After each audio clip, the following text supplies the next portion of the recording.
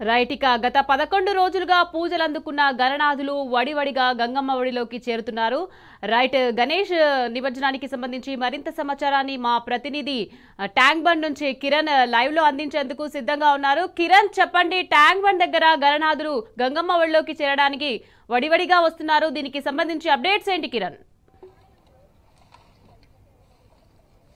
దాదాపు గంట నుంచి ఇటు ఎన్టీఆర్ మార్గం అంతా కూడా క్లోజ్ చేశారు. ఎందుకంటే ప్రస్తుతం ఖైరతాబాద్ మహాగణపతి శోభాయాత్ర కొనసాగుతున్నటువంటి నేపథ్యంలో పూర్తిగా ఏదైతే పారిశుద్ధ్య పనులు కూడా కొనసాగుతున్నటువంటి పరిస్థితులు కనిపిస్తున్నాయి. దాదాపు 12-1 గంట ప్రాంతంలో ఇక్కడ ఏదైతే ఖైరతాబాద్ సంబంధించినటువంటి విగ్రహం నిమజ్జనం కాబోతుంది, అందుకు సంబంధించినటువంటి ఏర్పాట్లు కూడా ఇక్కడ చేసినటువంటి దృశ్యాలు అయితే మనకు కనిపిస్తున్నాయి. దాదాపు 8:30-9 గంటల ప్రాంతం వరకు కూడా పూర్తి స్థాయిలో వినాయక విగ్రహాలన్నీ కూడా ఇక్కడ బారులు తీరినటువంటి పరిస్థితి మనకు కనిపిస్తా ఉంది.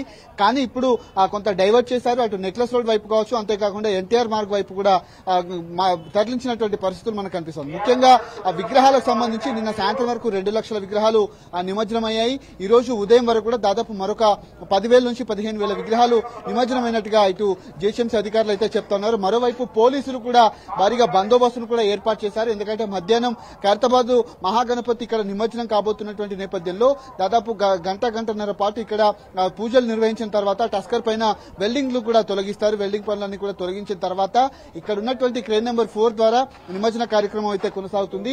మరోవైపు పోలీసులు భారీగా బందోబస్తు ఏర్పాటు చేశారు. ఆ వచ్చేటువంటి మహాగణపతి వెంట భారీగా భక్తులు వస్తారు కాబట్టి ఖచ్చితంగా 2 గంటల ప్రాంతం వరకు కూడా నిమజ్జనం పూర్తి అయ్యేటువంటి అవకాశాలు అయితే మనకు స్పష్టంగా కనిపిస్తా ఉన్నాయి. ఇటు హైదరాబాద్ లో కూడా ఆ మధ్యాహ్నం నిమజ్జనానికి సంబంధించినటువంటి అంశంలో కూడా ఈ రోజు రాత్రి వరకు కూడా కొనసాగేటువంటి అవకాశాలు అయితే కనబడుతున్నాయి. గత ఏడాది కంటే ఈసారి దాదాపు గంటన్నర ఆలస్యంగా మహాగణపతి శోభాయాత్ర ప్రారంభమైంది.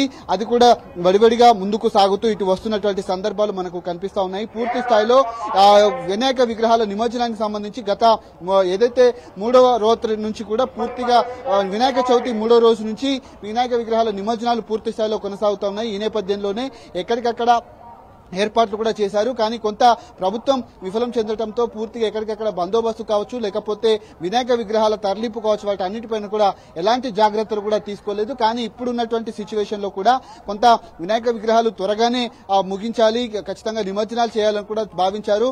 చాలా మంది కూడా మండపాల నిర్వాహకులతో కూడా సమావేశాలు ఏర్పాటు చేసిన నేపథ్యంలో మరుసటి రోజు నిమజ్జనాలు కొనసాగేది. ఏదైతే నిమజ్జనాలు అనుకున్న రోజు కంటే ఆ తర్వాత రోజు నిమజ్జనాలు జరిగేది. కానీ ఈసారి మాత్రం కొంత వినాయక విగ్రహాల నిమజ్జనానికి సంబంధించినటువంటి కొంత ఆ ప్రణాళికలు కూడా వాళ్ళు చేసుకోవడంతో వచ్చినటువంటి విగ్రహాలన్నీ కూడా ఆ నిమజ్జనాన్ని కూడా కొనసాగుతున్నటువంటి పరిస్థితులు కనిపిస్తున్నాయి. మరోవైపు పోలీసులు కూడా భారీగా మోహరించారు.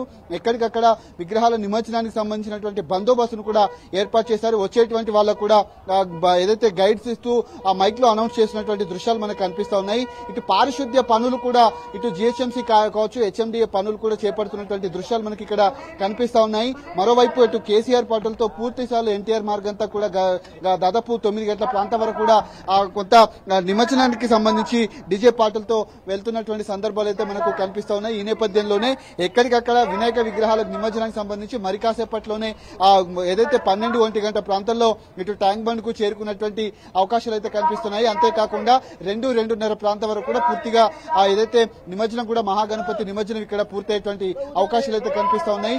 ఇందుకు సంబంధించినటువంటి అంశంలో కూడా చాలా మంది ఇటు పోలీసులు కావచ్చు, జీహెచ్ఎంసీ కావచ్చు, హెల్త్ డిపార్ట్మెంట్ కి సంబంధించినటువంటి వాళ్ళు కావచ్చు, హెచ్ఎండిఏకి సంబంధించినటువంటి వాళ్ళంతా కూడా ప్రతిక్షణం ఇక్కడ పనులు కూడా చేపడుతున్నటువంటి సందర్భాలు అయితే కనిపిస్తా ఉన్నాయి. మధ్యాహ్నం 12 గంటల వరకు ఇటు తెలుగుతల్లి ఫ్లైఓవర్ నుంచి ఇటు సచివాలయం రోడ్డుకు చేరుకున్నటువంటి అవకాశాలు ఉన్నాయి. అంతేకాకుండా 2-2:30కి ఇక్కడికి వచ్చిన తర్వాత భారీ టస్కర్ మీద ఉన్నటువంటి వినాయక విగ్రహానికి సంబంధించినటువంటి అంశంలో ఆ వెల్డింగ్ పనులన్నీ కూడా తొలగించి ఎక్కడికక్కడ పూజలు నిర్వహించి వినాయక విగ్రహాన్ని కూడా ఇక్కడ మహాగణపతి విగ్రహానికి సంబంధించి ఇటు నిమజ్జనం చేసేటువంటి అవకాశాలు అయితే స్పష్టంగా కనిపిస్తున్నాయి. ఇటు విగ్రహాల తరలింపు అయితే ఇటు దారి మళ్లించారు. ఇటు నెక్లెస్ రోడ్ వైపు కావచ్చు, ట్యాంక్ బండ్ వైపు కూడా విగ్రహాలన్నీ కూడా ఇటు దారి మళ్లించినటువంటి సిచ్యువేషన్ అయితే మనకి ఇక్కడ కనిపిస్తోంది.